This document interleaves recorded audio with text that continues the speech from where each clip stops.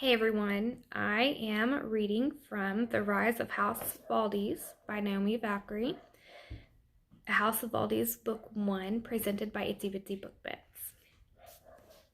Chapter 1, Zenobia.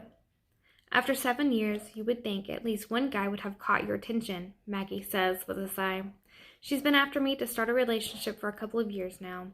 It isn't that I don't want one, but when your business is men, it blurs the lines if you start dating one of them.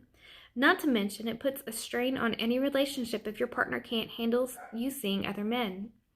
You know I like to keep things professional, I respond with the necessary eye roll to punctuate just how ridiculous I think this conversation is. She's like a dog with a bone when it comes to this particular topic. I don't think she will ever let go. Besides, I take enough risk just doing what I am doing. Can you imagine me in a serious relationship with a human? The first time I use my powers in front of him, the poor man would run screaming for the hills.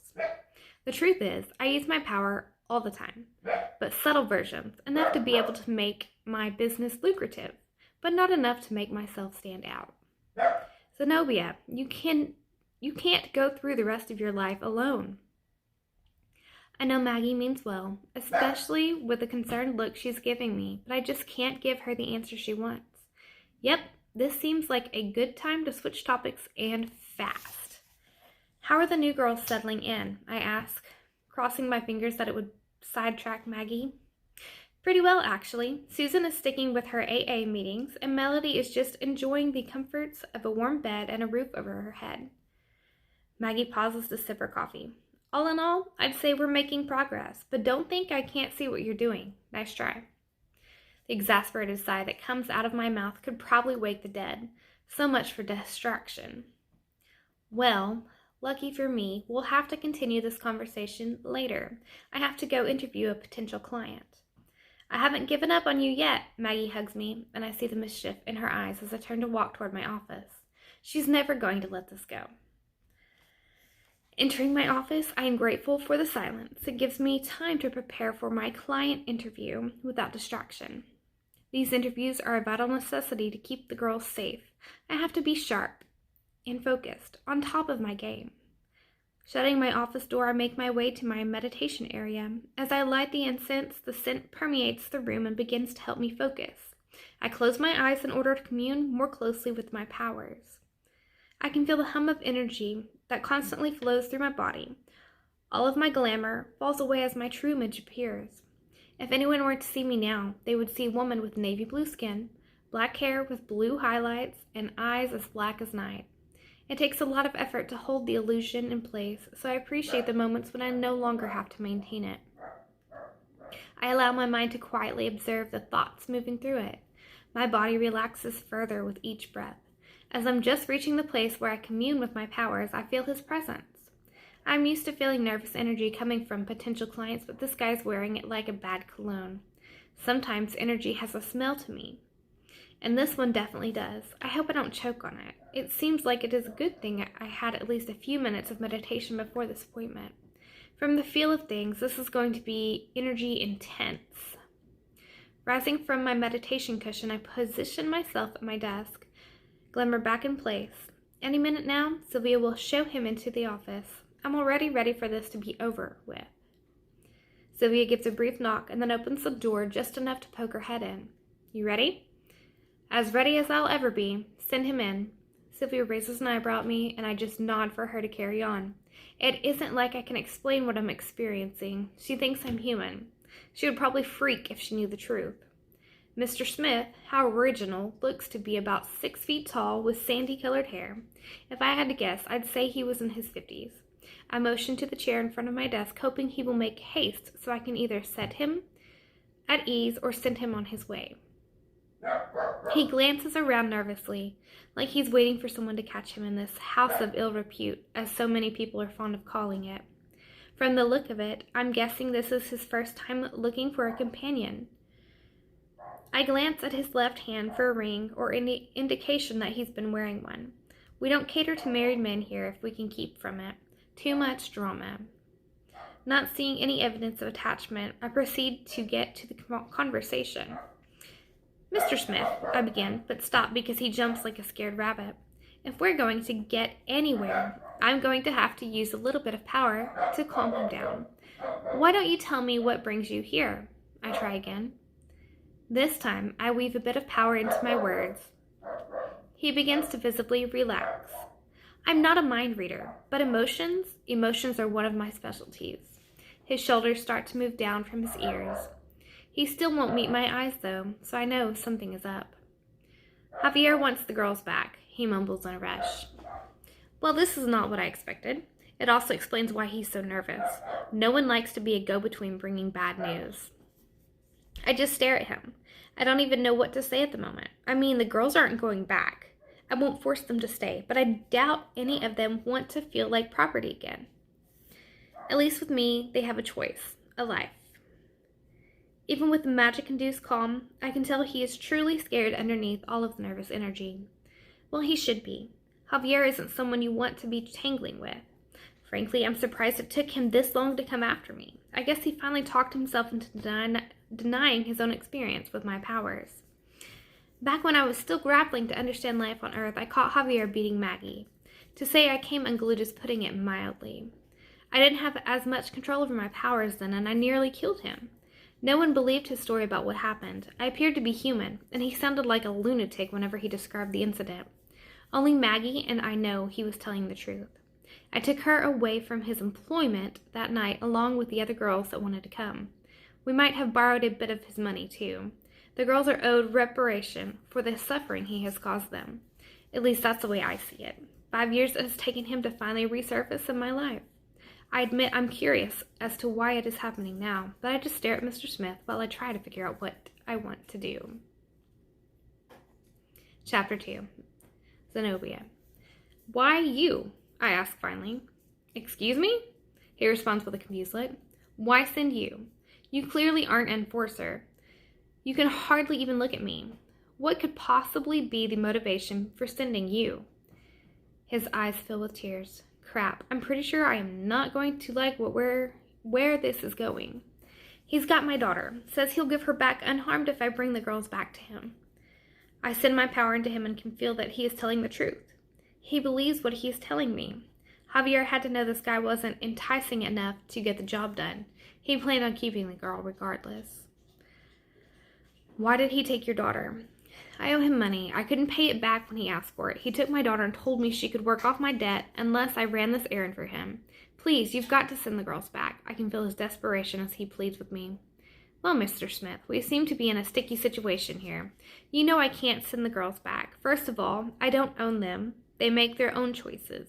And secondly, even if I did, I wouldn't send them back to that kind of abuse. At this, he loses all control and sobs, shake his entire body. I get up and walk out from behind my desk, placing my hand on his shoulder. I send a bit of comfort into him. But we can't very well leave your daughter with him either, can we? His eyes finally meet mine. But you said you weren't going to send the girls back. How are we supposed to get my daughter away from him? How much do you owe him? 100 grand. What do you say we just give him the money? I've got enough to cover it. His eyes widen at my offer. I can't tell whether he is surprised that I have that much money or that I made the offer in the first place. What was I going to do? Leave a girl in a dangerous situation? Not a chance. At least not if I can help it. What's the catch? He asked, his voice laced with suspicion. I guess in his experience, nothing came without strings attached. No catch. I don't want anything from you other than for you to not make the same kind of decisions that got you in this situation in the first place. I don't know why he owes the money, and I'm not going to ask. I've read him, and I know deep down he is a good person. He just got lost somewhere along the way. Why would you do this for me? You don't even know me. I know you love your daughter. That's all I need to know. Now call Javier and tell him, have the money. Tell him you'll meet him tonight to make the trade. He makes the call and sets the trade for 10 o'clock. I can only hope we've thrown Javier off his game enough to actually go through with it. He wasn't expecting it to play out this way, so that could work to our advantage. Listen to me, talking like I do this type of thing every day. To be honest, this is my first ransom exchange. I can't say as I care to be put in this position, but I'll be damned if I leave an innocent girl in Javier's clutches. Mr. Smith walks out of my office with a sense of relief. but I can tell he's still nervous. Who wouldn't be with an impending ransom exchange hanging over their head? It'll take me most of the day to make the arrangements to get the money. I'd better get on it. Once again, I sit in my office alone. I close my eyes and let out a sigh. Is this going to be a thing now? Getting involved in other people's extreme drama? I hope not, but I have a feeling this is only the beginning. When I said I wanted to help women, I didn't really have a grand plan. I figured that, even though it wasn't planned, taking in Maggie and the girls was a good start. But now it looks like something bigger is unfolding. After 5 years of quiet, it can't just be random chance that Javier shows up. No. He's up to something, and for some reason it involves girls. I need to know what his endgame is. 8:30 rolls around, and I hand off the money to Mr. Smith. He looks me in the eye for a minute as if making a decision.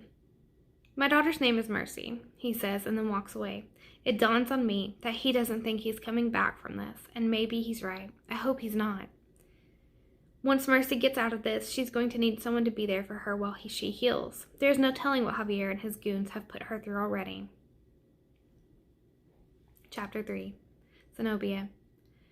What a day. Time for a good book and some rest. I need to put this whole business with Mr. Smith out of my mind. Just as my butt hits the couch cushion, the phone rings. Who's calling me at this hour? Seriously, I contemplate letting it go to voicemail, but I've got a feeling in my gut that I need to answer it. Zenobia Valdis speaking. Silence. I'm about to hang up when I hear a shaky breath. Save Mercy. You've got to save Mercy. Smith? Is that you? Stupid question. Who else would it be? Tell me where you are. Silence. Crap. I reach out with my power and feel him. He's barely hanging on. If he doesn't tell me how to find her, we've lost. Pushing more power into him, I ask, where are you? The energy I've given him isn't enough to keep him alive. He's too far gone. But it'll keep him going long enough for me to get what I need. Bridge, just out of town, near the warehouses. Those are his last words. I feel his life burn out. I want to feel sad about it, but I don't have time to dwell on it. I have to find Mercy. If there is even a chance she's still alive, I have to get to her. I don't often wish I had more powers, but at this moment I do. The ability to fly would come in handy. Unfortunately, I don't think anyone actually has that ability. It's going to take me at least 20 minutes to get to the bridge. I try not to think about it as I push the gas pedal harder. Before the bridge is in sight, I pull the car over. I don't want to be too far away in case we have to get away quickly, but I also don't know what I am headed into, so a bit of stealth is prudent. Getting out of the car, I send my power out to get a better idea of Mercy's location.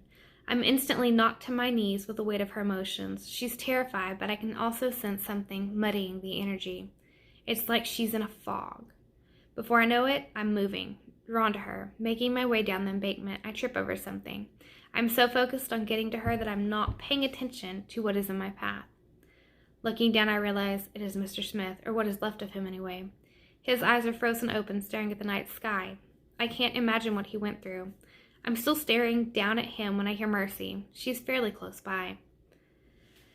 Silently, I move toward the brush, where I heard the sound. What I find both freezes and sears my insides. In the darkness, I can see 2 men are with her. One is holding her up while the other is fucking her from behind. I can't control the rage that is building up. I know I need to, but all I can see are flashbacks of Erd, abuse, rape, ultimately her death. On my world, I watched my best friend raped and then slaughtered like an animal. I lost myself, and I killed. I killed every last man that was involved. I don't want to be a killer. Not here, when I have the chance to start over, but the rage won't let go. I need to get them away from Mercy, so I drop my glamour. It feels good to be fully me. All of me. That is what scares me the most. There is darkness in me. That is partly why I recognize it in others. Hey, I yell, startling them both. So much for subtlety. They drop Mercy and try to go for their weapons, but I let my power overwhelm them. I whisper guilt into their minds. The power takes hold of them as they feel the weight of every shadow thing they've ever done flooding through them. My power speaks the sins of the other to each of them. I don't need to do much after that. The problem is guaranteed to take care of itself. They each raise their weapons and pull the trigger. 2 fewer rapists in the world, and I've got blood on my hands again. I might not have physically pulled the trigger, but I drove them to do it. No time for feeling guilty, though. There'll be plenty of time for that later. I've got to get Mercy out of here. She's unconscious now, which is probably a blessing. The poor girl has been through hell. Thank you.